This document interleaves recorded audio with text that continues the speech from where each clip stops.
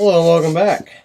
So, you'll notice I didn't post a video yesterday, and that's because, well, I've been having power problems. I'd came down to pick a lock out of the bucket, and power would go out. So I thought, well, I guess I'll just wait until the power comes on for a good period of time, and well, hopefully we got power. Picking in the dark isn't bad, but you guys can't see anything, so yeah. So at any rate, I reached in the bucket again that Zombie Lock sent me and pulled out a challenge lock. This is EMTEK, pinned by Trekmaster30. It's called Shim It. So usually EMTEKs are pretty good locks. Has that Schlage style keyway, so that's doable. And then it's got this back on it, but you can't use your Schlage tool on it because it's smaller than that. So, but at any rate, it is a kick, and I decided I wanted to start using my kick holder when I do challenge locks. So I grabbed that, and I will put it in there, and then we'll put it in the vise and see if I can pick this lock. If you have not had a chance to go check out Trekmaster30's videos, go check him out.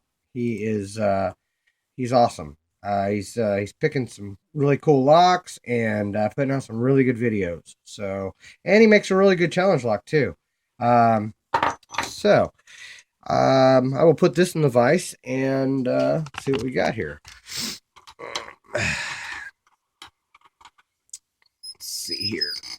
Schlage. I should be able to use my 50 thousandths in it, and I can. So that's good.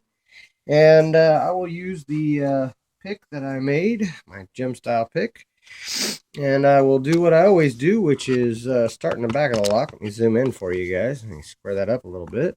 There we go. To focus. There we go. And I will start in the back of the lock as I always would. Kind of medium to light tension, because it is a Schlage. And like 4, 5, 3. Okay, I got a slight click on 3. Another one. There's 2. Like 1 is binding. Okay, I got a little bit of rotation there. Okay, that was 4. I got a little bit more rotation. And my feedback went away. So, with a name like Shim It, I'm guessing T-Pen. Usually, that's why we have to shim locks a lot of times when they're challenge locks. So I'm going to do my trick and bounce on the pins a little bit here. That's usually what I do for... Oh, wait a second. Maybe I had some feedback there on... Feels like 3. Maybe not. 1.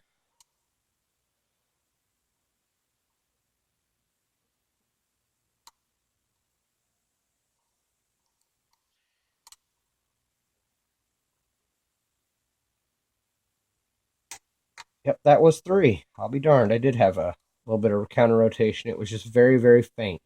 So now, keep going and see if I can find something here.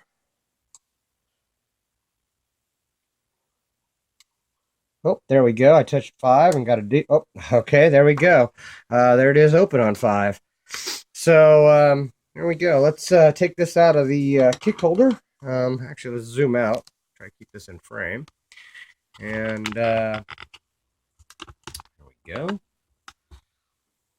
Get the pinning tray out and see if I can show off these pins that Trekmaster made. See what he put in it. I got a feeling I know it's going to have quite a few T-pins in it, but like I said, Trekmaster is a pin artist, and he does a really good job on challenge locks, so I look forward to seeing them. Let's just get it out of the... You know what, I'm going to leave it in the kick holder while I'm trying to get that off. I can't use my Schlage tool because it's too big. At least that's the way all the other EMTEKs were. Yeah, it's too big. So, I'm going to grab a pick.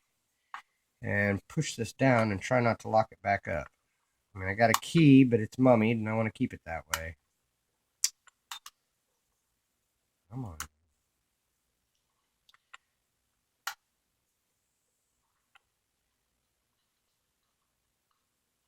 Go. Oh, wow, that pin just flew. I will have to find that pin, and if I don't, the spring's right here to it, so that's good, as you can see. If I don't find that pin, I've got more, so that's no big deal. Let's take this out of the holder now. I like to use that holder on challenge locks so they don't flop around in my vise so bad, and I don't over squeeze them on the kicks anyway. Let's see here. There. Okay, as you can see, it is still picked. Throw a shim in it. Since the name of the lock is Shim It, I would imagine I need to shim it. Let's see if I can get this shim in there.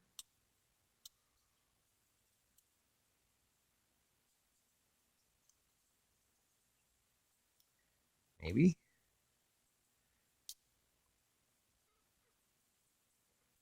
That one doesn't want to work. That one might be toast. I think I've used that one too much. There we go. That should work just fine. It went all the way through.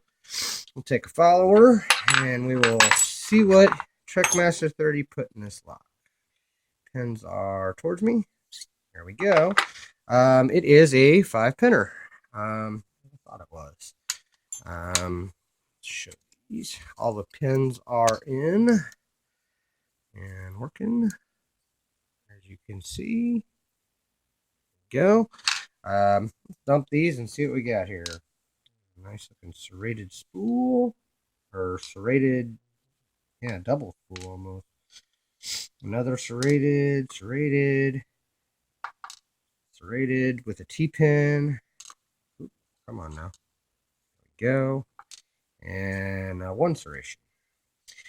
In the plug, it looks like we have 1, 2, and 3 are threaded. 4 and 5 are smooth. So there we go. All right.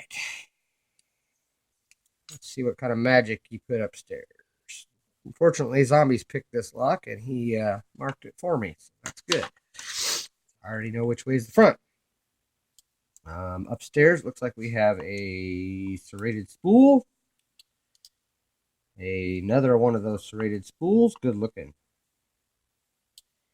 Another one of those. Nope, that's a. Wow, that is a sharp pen. I like that one. That's a good looking pen. Then we have a T-pin. Okay, oh, and I think it's a pin and pen. A pin and pen? No, it's just. Yeah, that's a pin and pen. I'll be darned. There we go. That's a good looking pin and pen. It's a spooled outer and then a pin that slides all the way through the whole thing. And it kind of works as a T-pin. 5 is wanting to come out. He's stuck down in there. I guess I pushed 5 a little hard when I set him. Okay, let's get these springs out, and then we'll work on 5.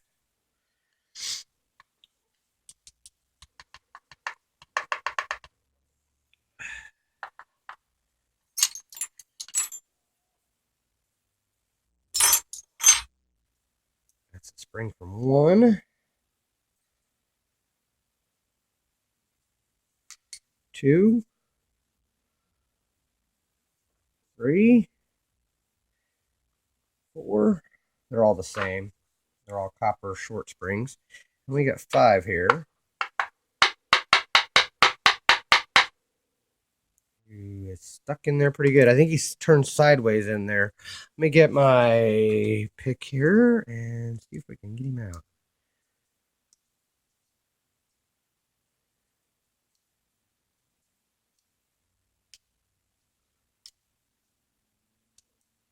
He's in there pretty good.